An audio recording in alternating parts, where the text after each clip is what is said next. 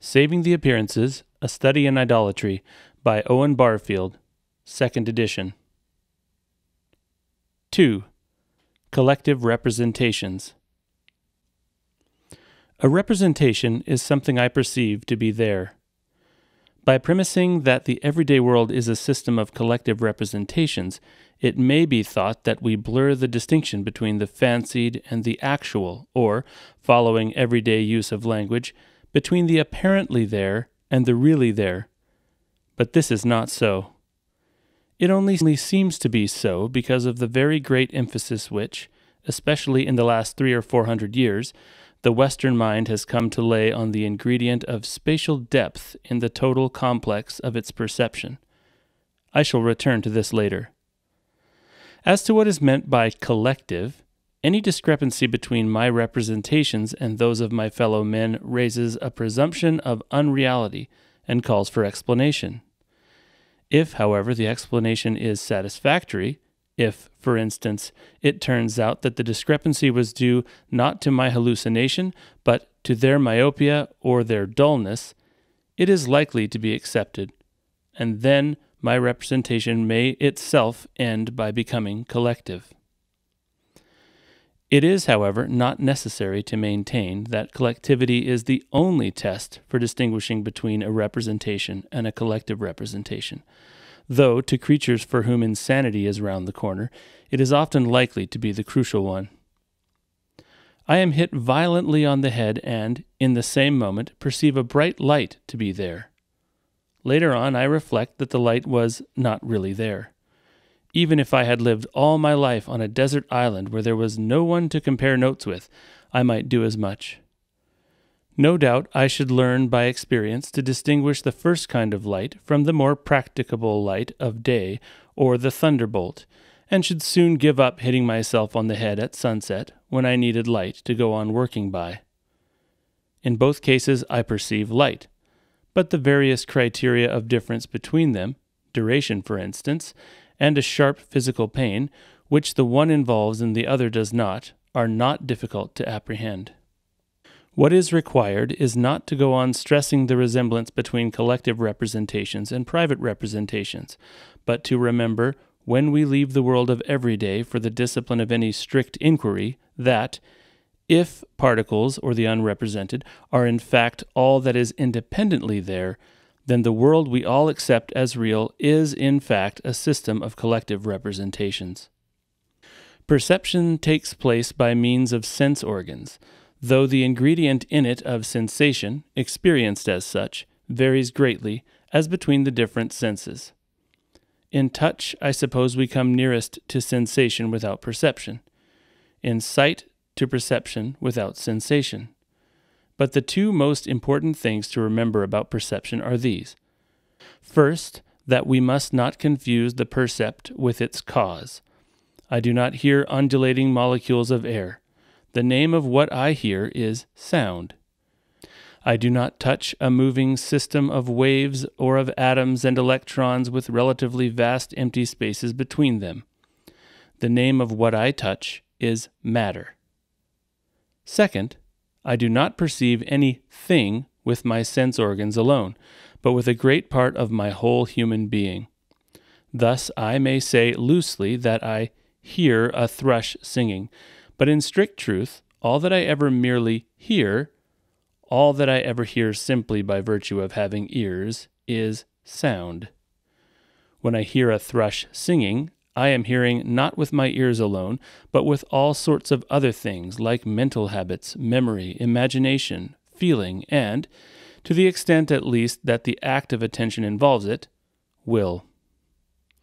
Of a man who merely heard in the first sense, it could meaningfully be said that having ears, i.e., not being deaf, he heard not.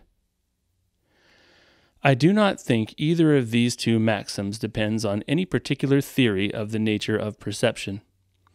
They are true for any theory of perception I ever heard of, with the possible exception of Bishop Berkeley's.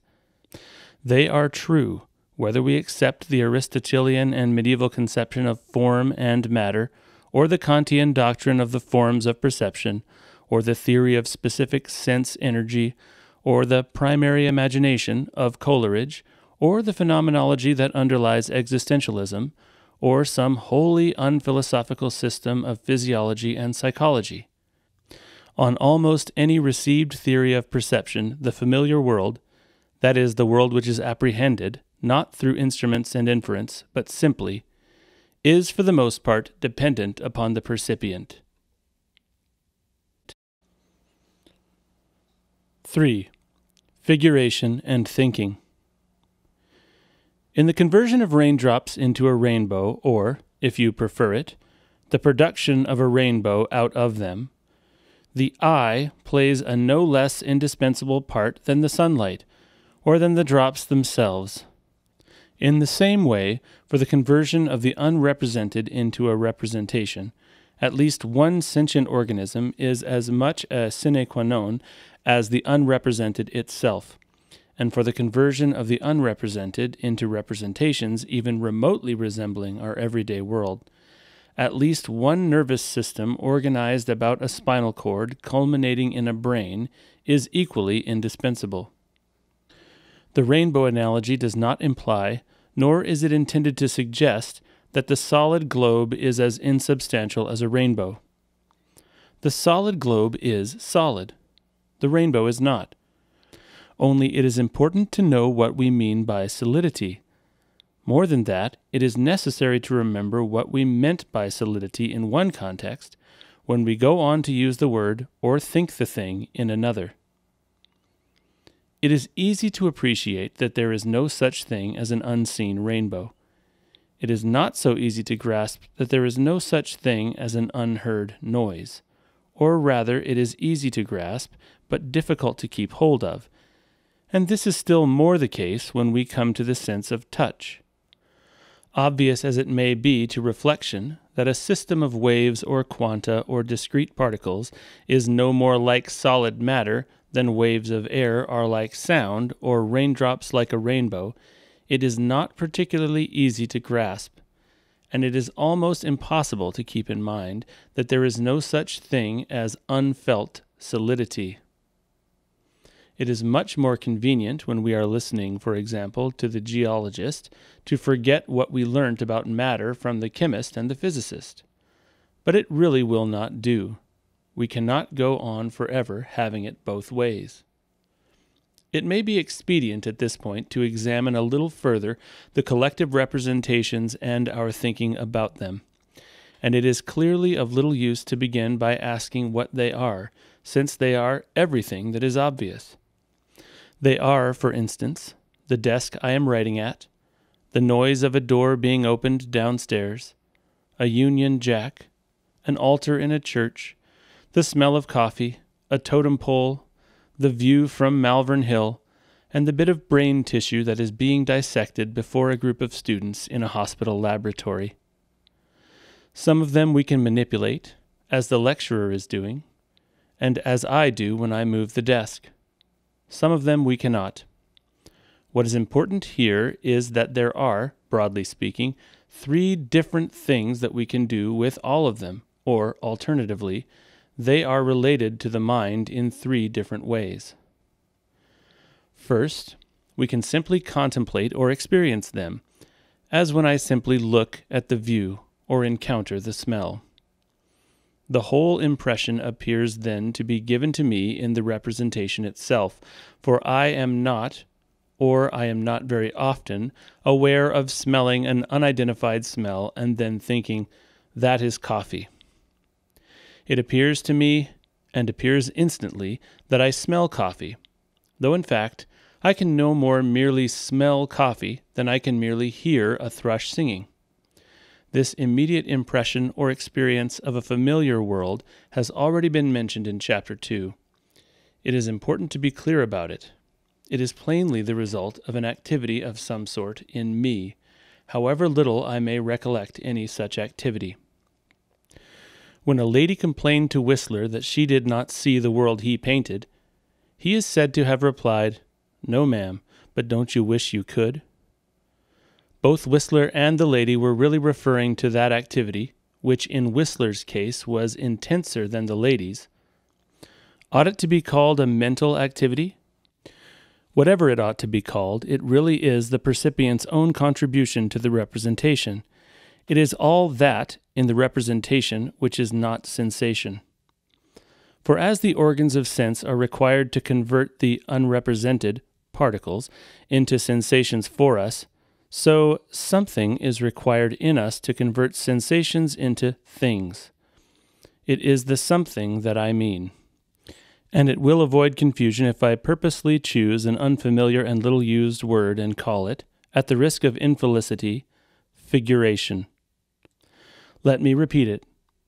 On the assumption that the world whose existence is independent of our sensation and perception consists solely of particles, two operations are necessary, and whether they are successive or simultaneous is of no consequence, in order to produce the familiar world we know. First, the sense organs must be related to the particles in such a way as to give rise to sensations. And secondly, those mere sensations must be combined and constructed by the percipient mind into the recognizable and nameable objects we call things. It is this work of construction which will here be called figuration. Now, whether or no figuration is a mental activity, that is, a kind of thinking, it is clearly not, or it is not characteristically, a thinking about.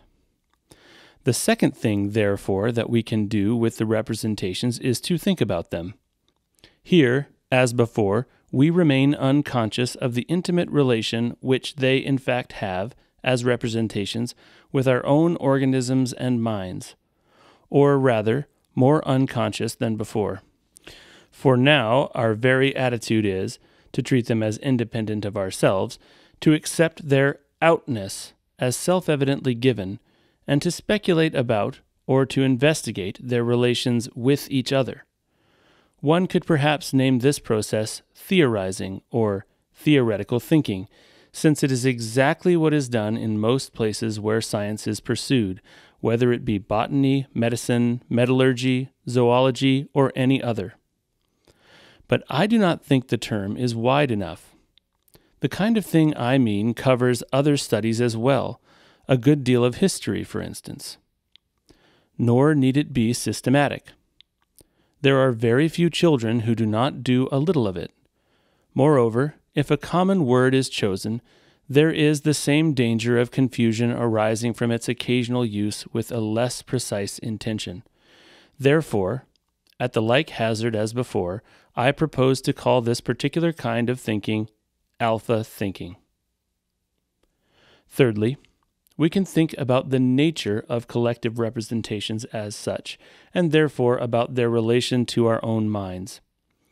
We can think about perceiving, and we can think about thinking. We can do, in fact, the kind of thinking which I am trying to do at the moment, and which you will be doing if you think I am right, and also if you think I am wrong. This is part of the province of one or two sciences, such as physiology and psychology, and of course it is also part of the province of philosophy. It has been called reflection or reflective thinking, but for the same reasons as before, I shall reject the simpler and more elegant term and call it beta thinking. It should be particularly noted that the distinction here made between alpha thinking and beta thinking is not one between two different kinds of thinking, such as, for instance, that which is sometimes made between analytical thinking on the one hand and synthetic or imaginative thinking on the other. It is purely a distinction of subject matters. The three operations, figuration, alpha thinking, and beta thinking, are clearly distinguishable from one another, but that is not to say that they are divided by impassable barriers at the points where they mutually approach. Indeed, the reverse is true. Moreover, they may affect each other by reciprocal influence. In the history of the theory of color, for instance, color began by being regarded as a primary quality of the colored object, and was later transferred to the status of a secondary quality dependent on the beholder. Here we can detect the interaction of alpha thinking and beta thinking, and again in the whole influence which experimental science has exerted on philosophy in the last 200 or 300 years. This book, on the other hand, we'll be more concerned with the interaction between figuration and alpha thinking. That the former of these affects and largely determines the latter hardly needs saying, since the primary product of figuration is the actual subject matter of most alpha thinking. That the converse may sometimes also be true, and further, that the borderline between the one and the other is sometimes quite impossible to determine, this is less obvious. Yet a little serious reflection, that is, a little beta thinking, makes it apparent enough. Recall for a moment the familiar jingle from Sylvie and Bruno, with its persistent refrain of "he thought he saw," followed by "he found he was."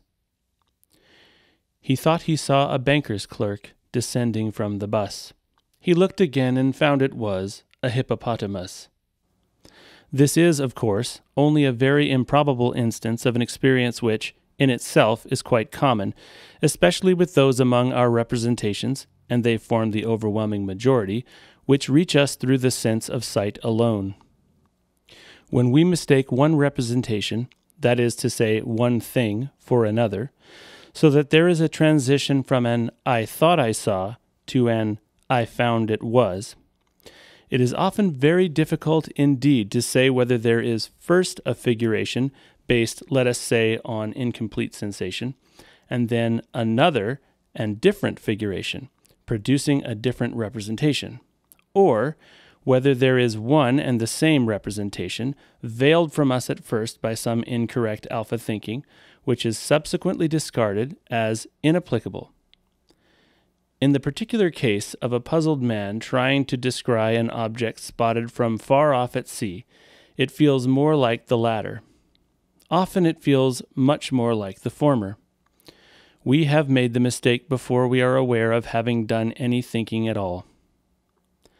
Anyone who wishes to investigate this further should attend carefully to the sort of mistakes we are apt to make on awakening abruptly from deep sleep in a darkened room, especially if it happens to be a strange room. Either way, we must conclude that figuration, whether or no it is a kind of thinking, is something which easily and imperceptibly passes over into thinking, and into which thinking easily and imperceptibly passes over. For in both cases there was a representation, otherwise I should not have been deceived. And if the first representation was the result of incorrect thinking, then thinking can do something very much like what figuration does. Alternatively, if it was the result of figuration alone, then the very fact that figuration can make a mistake suggests that it has a good deal in common with thinking.